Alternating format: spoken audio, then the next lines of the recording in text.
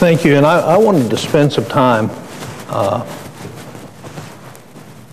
talking about what is coming before us Saturday morning. As a member of the Gang of Six, I'm wanting us to solve our problem. But the best way to solve that problem would be the bill that's going to be voted on Saturday morning.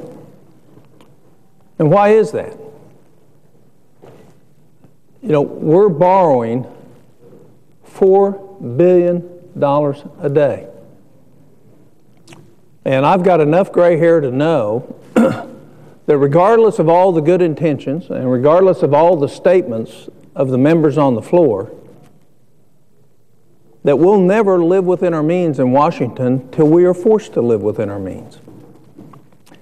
And just because a constitutional amendment would take probably 4 years to pass, given what the American people think about it, isn't a reason not to go on and do it regardless of what we do about our short-term problem coming up August 2nd.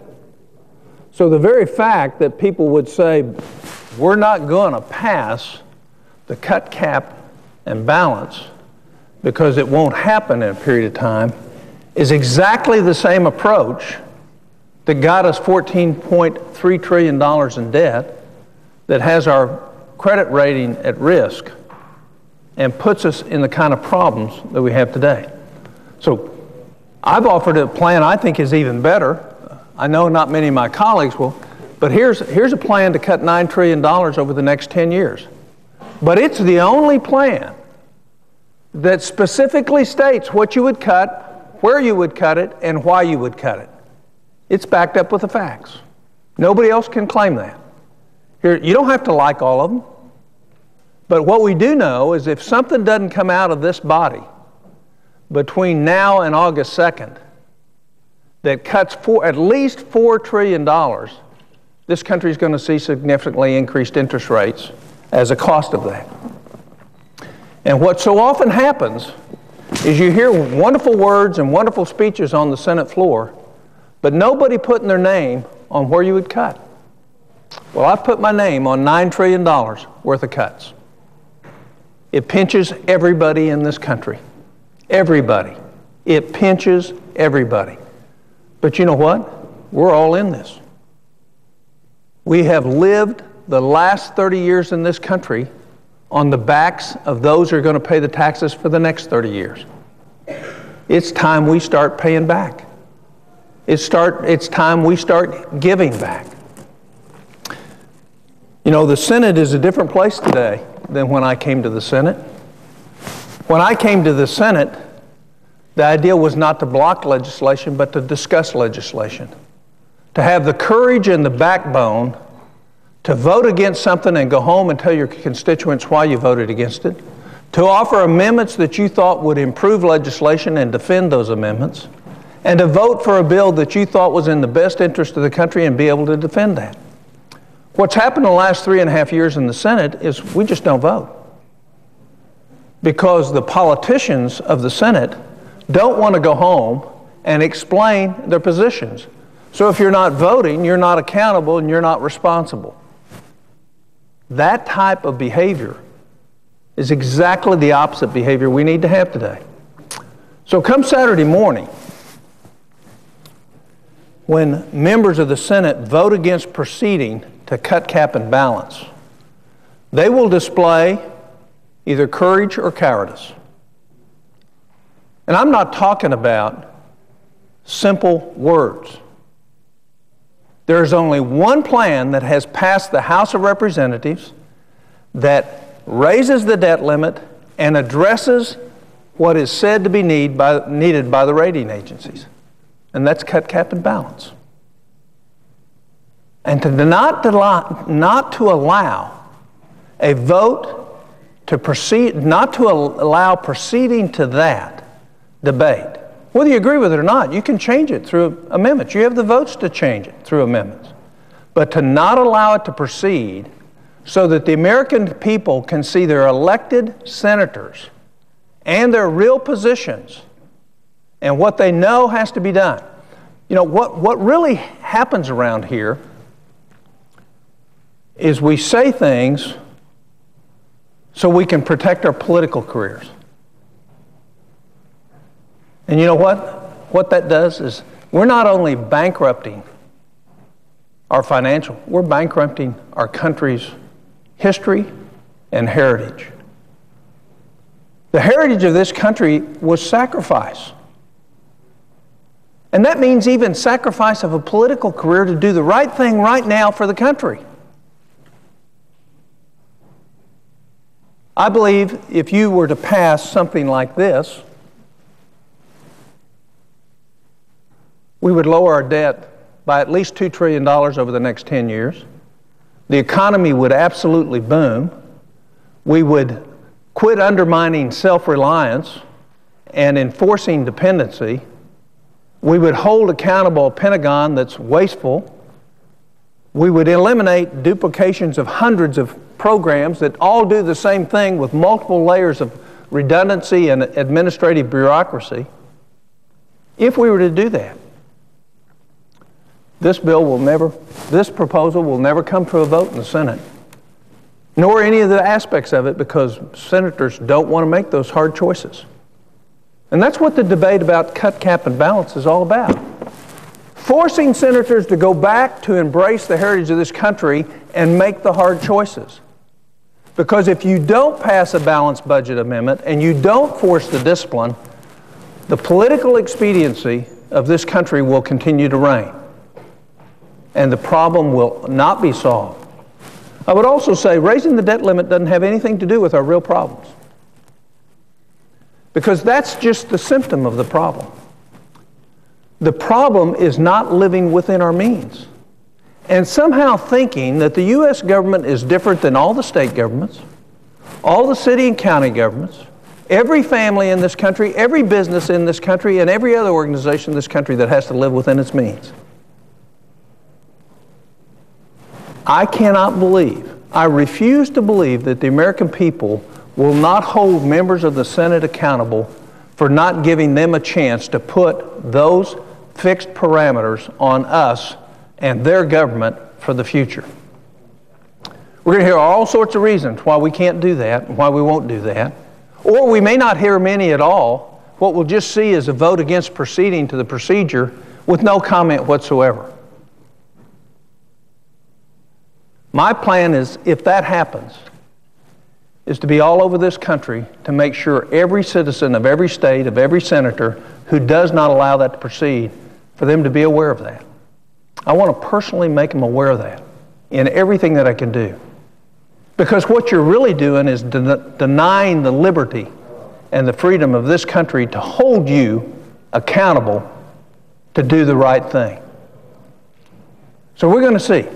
I wanted to spend a few minutes saying that the only thing that is possible right now to solve the problems in front of us, the only thing, even though I've endorsed a $9 trillion plan and a $3.7 trillion plan, the only thing is this $6 trillion plan.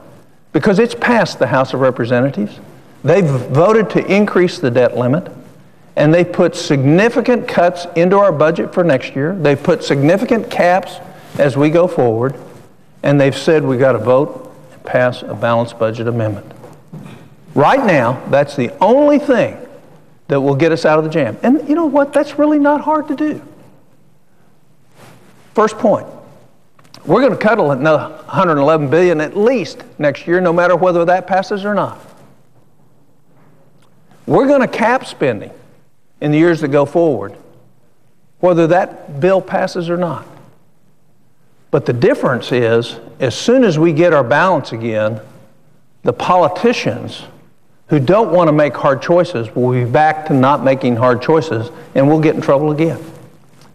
And that's why it's absolutely critical that this country's citizens have the ability to hold us accountable within the parameters of living within our means. We'll hear all sorts of reasons why we can't do that it might hurt the poor. Nobody here wants to in any way intend anything other than support for those who can't help themselves. That's their excuse. We can't do that. Well, let me tell you what's going to happen in our country. is the very programs that help the poor, the very programs that help the poor are going to be diminished in the future through fiscal necessity when we are mandated to make cuts to be able to borrow more money. So it's a false statement. Because by not voting to balance for a balanced budget amendment, what you're really saying is, I want to claim one thing, but I know something else is going to happen. I paraphrase a statement of Martin Luther King that I think describes this place more than anything I've ever known. And it was this: vanity asks the question, is something popular? Cowardice asks the question, is it expedient? Character asks the question, is it true and right? And we have tons of vanity. We have tons of cowardice. We limit ourselves on courage and character. As you listen to the debates over the next 2 days on this motion to proceed on the only thing that will solve the problem in front of us today, I want you to listen for political expediency. I want you to listen for vanity. And then I want you to search hard to try to find courage and character, because you're going to see an absence of it on those that oppose this. They know this will solve the problem. They know this is one of the few things that can pass the House of Representatives. And yet we're not going to deny it. We're not going to have it come to the floor for an amendment process, for a full debate, and for a vote. And we're not going to have it for the vote because we're expediently cowards. We do not want to truly address the problem because it might affect our political careers. That is a sad commentary on the heritage of this country. A sad commentary. But it's a commentary to be expected. Otherwise, we would have never gotten into the position we're in today. Let me talk about some details of what you can do. You know, we're going to hear all sorts of reasons why you can't do things, all sorts of reasons why you couldn't come up with $9 trillion. But when the American people really know what's going on, if they really go and read about Back in the Black, really find out the background of all the waste, all the duplication, all the stupidity that goes on in our government, all the lack of accountability, the lack of responsibility in bureaucratic agencies, all the silly decisions that get made that spend billions of dollars that don't really help anybody. The tax code, tax earmarks and tax credits and tax expenditures are nothing but, most of the time, corporate welfare or socialism. The greatest tax in the world comes when we allow the Federal Reserve to print money which devalues your assets through inflation and the earnings on those assets. So the greatest tax in the world that's coming for America is that we're going to devalue the value of the dollar, and inflation is going to go up, and what you can earn on your assets is going to be limited by the interest rates, and the differential is that which you actually lose in real value of what you own every day. The other thing I'd point out is through the tax earmarks and tax credits in our tax code, anybody that doesn't get one of those is actually paying for them. So if you don't have an in up here, if you don't have a lobbyist, if you don't have some special interest looking out for you, and you don't get one of those, you're paying for them through your increased taxes on your part. They're inherently unfair. But let's just look at duplication for a minute.